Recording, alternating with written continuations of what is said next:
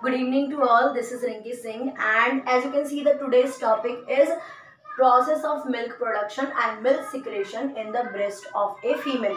इस टॉपिक के अंदर नाम से हमें समझ में आ रहा है कि इस टॉपिक के अंदर हम ये जानने वाले हैं कि एक महिला के शरीर में ब्रेस्ट के अंदर दूध का यानी कि मिल्क का सिक्रेशन और मिल्क का प्रोडक्शन किस प्रकार से होता है।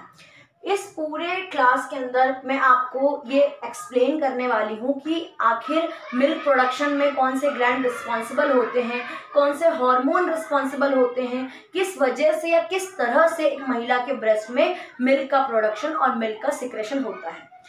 क्लास स्टार्ट करने से पहले अगर आप एक मेडिकल स्टूडेंट हैं या किसी नर्सिंग एग्जाम की प्रिपरेशन कर रहे हैं तो इस टॉपिक से 1-2 नंबर के क्वेश्चन ज़रूर अराइज होते हैं, तो this topic is very beneficial for you.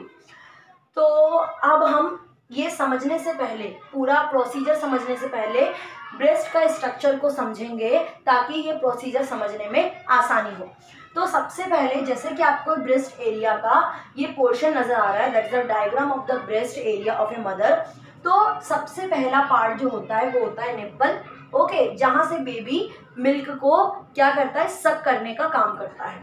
Nipple के जस्ट पीछे beside of the nipple ampulla portion होता है।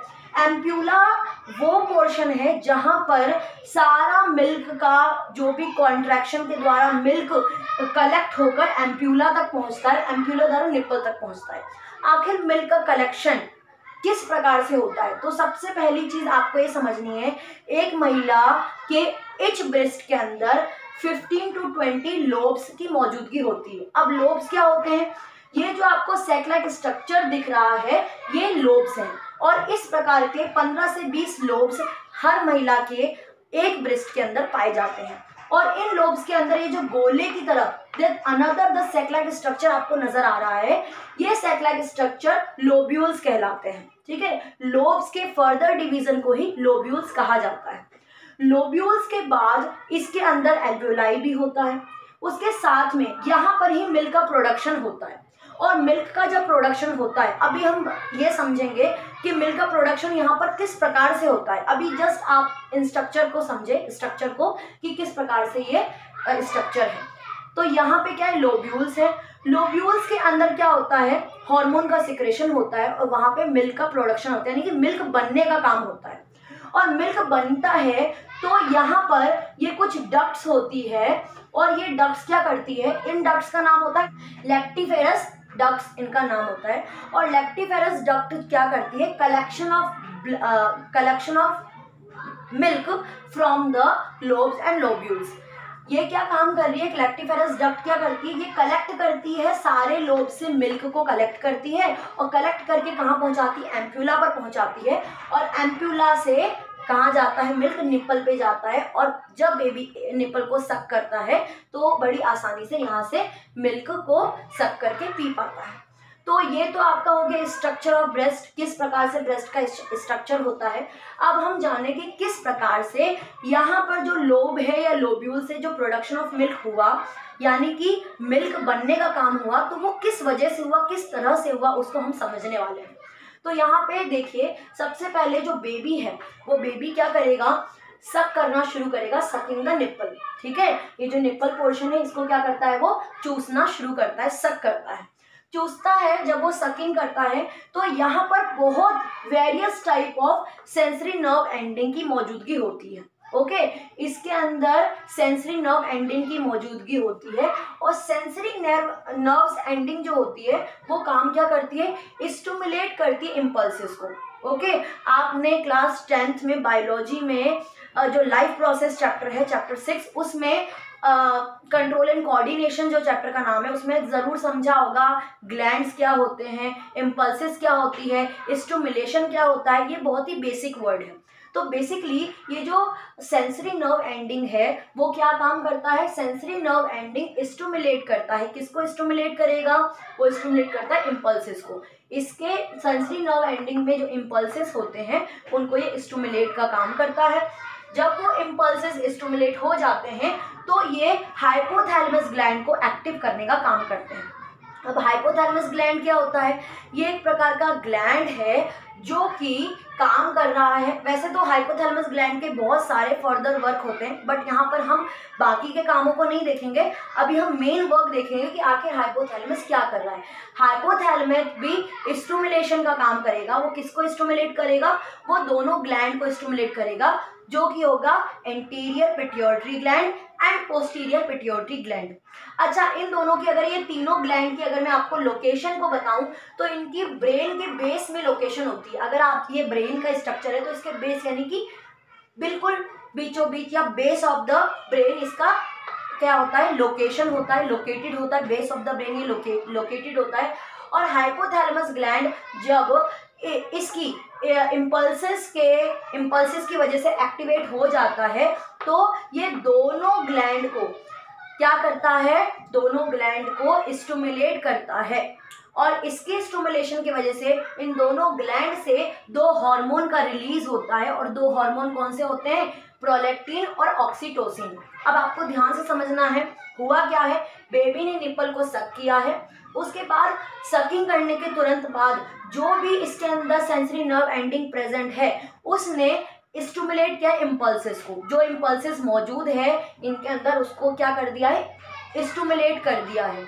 ठीक है, इसके स्टिमुलेशन की वजह से हाइपोथैलेमस ग्लैंड क्या हो गया? एक्टिव हो गया है। और हाइपोथैलेमस ग्लैंड के एक्टिव होने की वजह से दोनों जो देखो एंटीरियर पिट्यूटरी क्या एंटीरियर और पोस्टीरियर क्या होता है इसको समझे।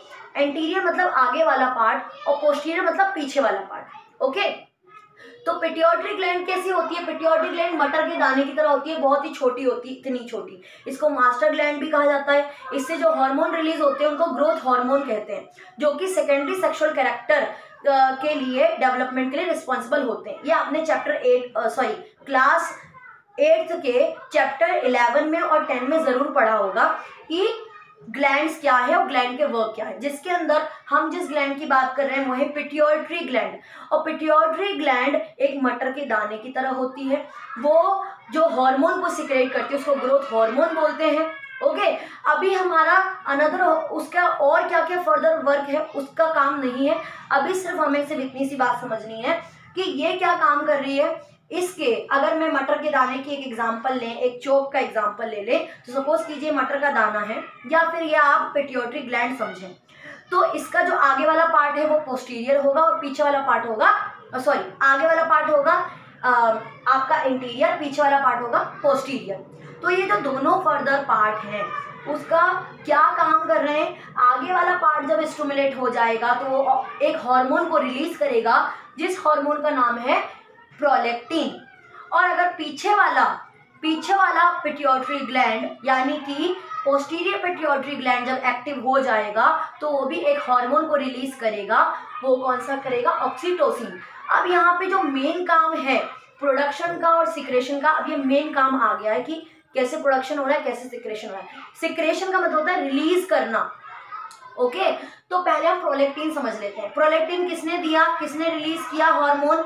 वो दिया है पिट्यूटरी ग्लैंड ने। और कौन से पिट्यूटरी ग्लैंड? इंटीरियर मतलब आगे वाले पोर्शन के पिट्यूटरी ग्लैंड ने एक हार्मोन को रिलीज किया जिस हार्मोन का नाम है प्रोलैक्टिन। अब प्रोलैक्टिन हार्मोन क्या काम करता है? ये लोब्यूल्स के अंदर मिल्क प्रोडक्शन का, जैसे ही हार्मोन रिलीज होता है मिल्क का प्रोडक्शन स्टार्ट हो जाता है, मिल्क बनना शुरू हो जाता है। इस हार्मोन की वजह से एक मादा के यानी कि महिला के शरीर के ब्रेस्ट में मिल्क का प्रोडक्शन होता है। उसके बाद हम बात करते हैं पोस्टीरियर पिट्यूटरी ग्लैंड। पोस्टीरियर मतलब पिट्यूटरी ग्लैंड का पीछे वाला पार्ट। तो पोस्टीरियर पिट्यूटरी ग्लैंड का जो पीछे का पार्ट होता है वो भी एक हार्मोन रिलीज करता है जिसका नाम होता है ऑक्सीटोसिन। ओके, अब ऑक्सीटोसिन क्या करता है? ये रिस्पॉन्सिबल होता है secretion of the milk, secretion of the milk के लिए रिस्पॉन्सिबल होता है। अब सिक्रेशन ऑफ द मिल्क किस प्रकार से होता है? सिक्रेशन मतलब रिलीज करना। अब देखिए सपोज कीजिए यहाँ पर तो मिल्क बन गया है, मिल्क का प्रोडक्शन यहाँ पे लोब्यूल्स में हो चुका है because of the prolactin hormone. लेकिन अब यहाँ से इसको यहाँ तक भी तो पहुँचना है, निपल तक पहुँचना है, तो वो कैसे पहुँचेगा? वो पहुँचेगा बिकॉज ऑफ द ऑक्सीटोसिन। जब ऑक्सीटोसिन हार्मोन रिलीज होंगे तो वो क्या काम करेंगे? वो एपिथेलियल मायो एपिथेलियल टिश्यू के द्वारा कॉन्ट्रैक्शन का काम करेगा। मायो एपिथेलियल टिश्यू बेसिकली ये जब रिलीज होते हैं इनके चारों, ब्रेस्ट के चारों ओर मायो एपिथेलियल टिश्यू की मौजूदगी रहती है और मायो एपिथेलियल कॉन्ट्रैक्शन का काम करता है। जब भी हम किसी चीज़ को स्क्वैश करते हैं या कॉन्ट्रैक्ट करते हैं तो आप सपोज आप कोई भी स्पंजी बॉल का एग्जांपल लें या किसी भी चीज़ का एग्जांपल लें, तो अगर आपने किसी भी चीज़ को स्क्वैश किया या कॉन्ट्रैक्ट किया तो वो पीछे का जो भी पानी का पोर्शन या जो भी लिक्विड पोर्शन है वो आगे की ओर बढ़ जाएगा, हो जाएगा आगे की ओर। तो क्या करता है, मायो एपिथेलियल टिश्यू कॉन्ट्रैक्शन का काम करता है और कॉन्ट्रैक्शन करते करते ये सारी जो जितने भी इसके जो लोब्यूल्स के अंदर मिल्क होते हैं वो कॉन्ट्रैक्ट होके आगे की ओर बढ़ना शुरू कर देते हैं। जब वो आगे की ओर बढ़ते हैं तो लैक्टिफेरस डक्ट होता है जो कि इस मिल्क को कलेक्ट कर लेता है और कलेक्ट करने के बाद ये एम्प्यूला तक पहुंचा देता है। एम्प्यूला तक पहुंचने के साथ में जब बेबी सकिंग करता है, मतलब निप्पल को चूसता है, तब वो बड़ी आसानी से उसमें से मिल्क का प्रोडक्शन या मिल्क का इस्तेमाल, मिल्क का यूज़ या मिल्क को ड्रिंक कर पाता है बड़े आसानी से। तो इस तरह से ये पूरा प्रोसीजर होता है। कौन से दो हार्मोन सबसे इंपॉर्टेंट होते हैं या दो हार्मोन की वजह से पूरा मिल्क का प्रोडक्शन और सिक्रेशन होता है, वो होते हैं प्रोलैक्टिन एंड ऑक्सीटोसिन। और ये कौन रिलीज करता है, ये पिट्यूटरी ग्लैंड करता है, anterior and posterior pituitary gland. इसके साथ में ये टॉपिक कंप्लीट होता है। आई होप आपको ये पूरा प्रोसीजर समझ में आया होगा। अगर आपको ये वीडियो पसंद आई है और समझ में आई है तो प्लीज़ लाइक करें, सब्सक्राइब करें और शेयर करें।